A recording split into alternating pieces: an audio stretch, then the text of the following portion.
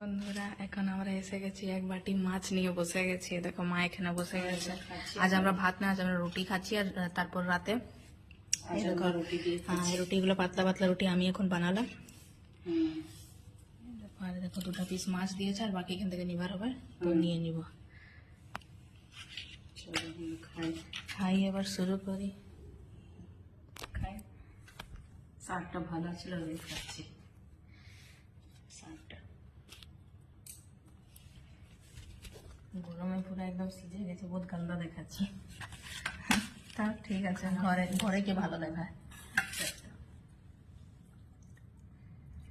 চলো খাই তাহলে। চলো খাই, ঠিক আছে, খেয়ে নি তারপর বলছি।